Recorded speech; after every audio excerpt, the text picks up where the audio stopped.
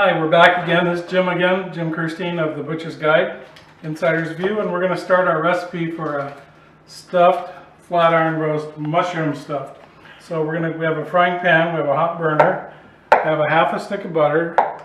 Put that in the pan, and to that I'm going to add about 5 or 6 tablespoons of olive oil just to get it so the butter doesn't burn. We're going to put that on the heat.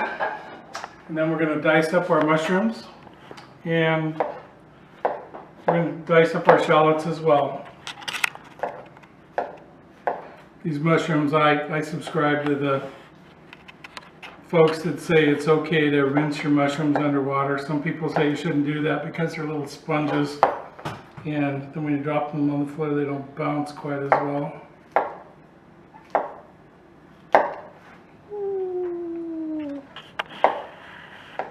We call that ground mushroom. That's a seasoning we use in a later dish.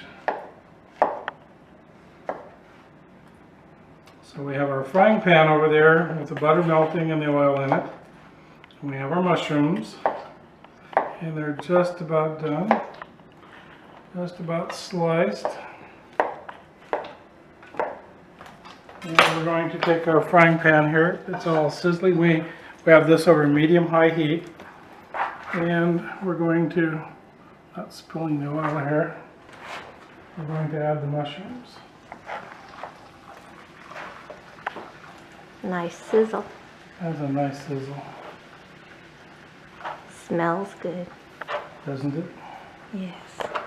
Smells very good. That's a nice pile of mushrooms there. It's going to make a nice stuffing. This is about a pound of mushrooms because our meat here weighs about 3 pounds. 2 Put shallots. that on the stove, and to that we're going to add a little bit of salt and pepper because that'll help get the moisture out of the mushrooms as well.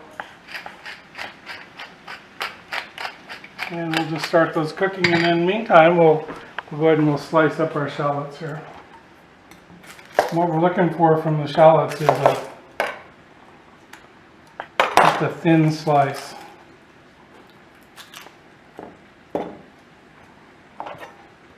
I love shallots.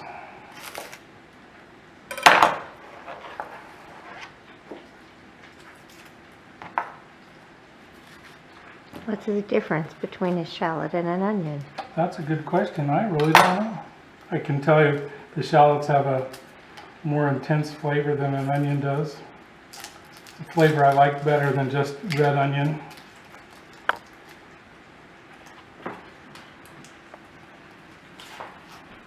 And this is the recipe you're making. Yes, it is. There's a little mushroom point there for you. I'll peel these off. And this is your award-winning recipe from the book. This is an award-winning recipe. On a trip to Monday Night Football when I was very young. Much younger than I am now, of course. Should make me very young. I want to peel one more layer of that off there. This makes a wonderful roast for my birthday. Yes, it does. Or your brother's birthday. Yes, it does. Okay, so we have those. We're going to give our mushrooms a little toss here. Cooking away, and we're going to take our shallots, and from the root end we're just going to slice them thin.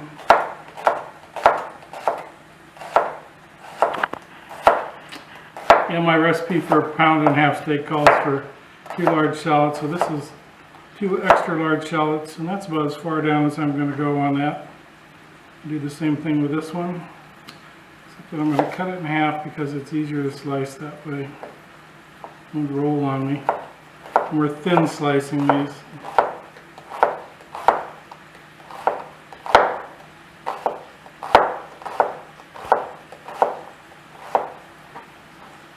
These are going to add a lot of flavor to the stuffing.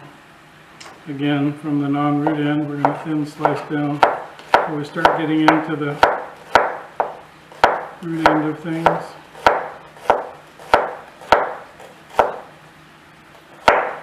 These pieces, I'll save those. I'll put those in a soup or something at a later date. I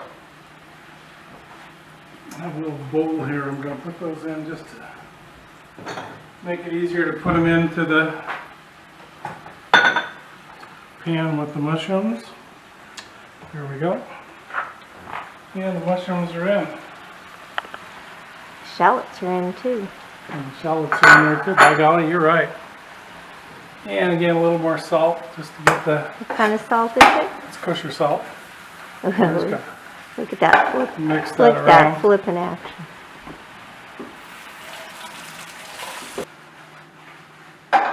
Woohoo! Pretty fancy, huh? I think I so. like to think of myself as a fancy guy. My friends sometimes call me fancy. The ones that You wore punch you wore for your calling long me pants. fancy. You wore your long pants this week. I did. That was pretty fancy. That was extremely fancy.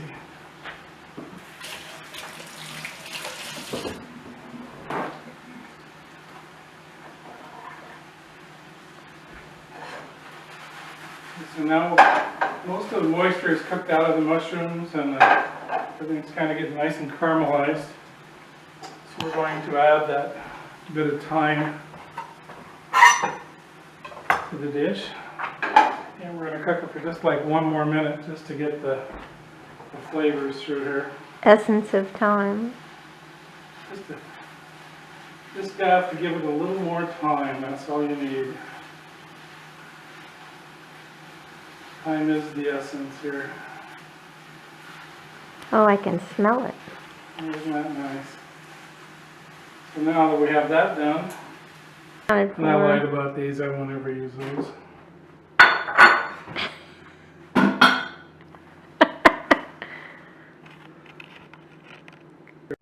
Hi, we're back. We're going to do our recipe for our stuffed flat iron roast.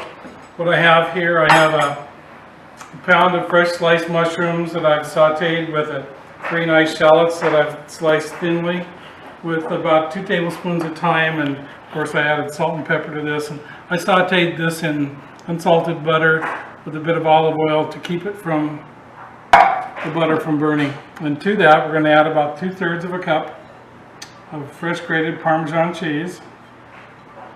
That's going to help hold it together and make it into a really nice stuffing that we can put into our roast here. Just enough liquid left in the mushrooms to pick up all this cheese and hold everything together. Sure does smell good.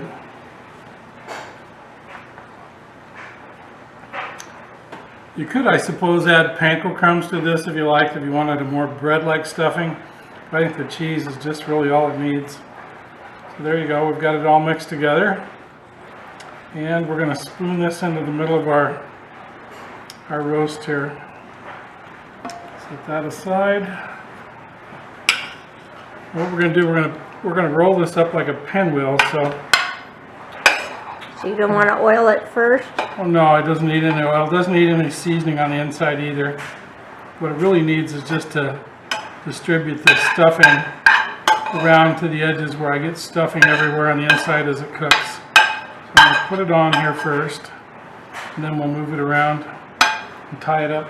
Set that aside and gather up all our roaming mushroom pieces here. It's very tempting not to eat these. So we're going to press them down, press this down to the end. And you want to leave a little bit of room at the end because it's going to, I don't know if you've ever made a jelly roll, it's kind of the same thing. You don't want to have your filling poking out the ends when you're done. So there we go. We're going to put that right in the middle. Set that aside. I've got my string. And we're going to roll this up. It's a pretty easy process here. And kind of grab that, pull it back with your hands. Got a little bit there at the end where we left it open. Compress that, shove things back in as you need to. Run my hands off here quickly. And we'll put some string around it. I'll start with one kind of in just a bit, just to get a good tight wrap on it here. We're just using a conventional butcher's knot.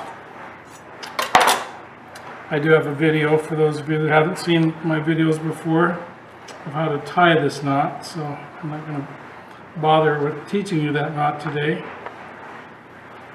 Lift that up, we'll get the string underneath there.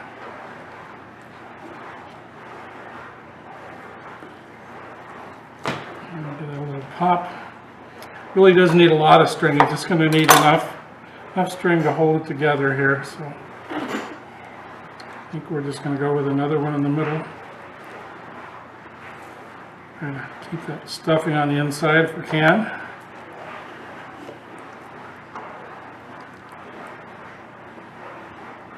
Pull it tight, give it a little pop again. And I think one more string at the end and we're done with the tying portion of this.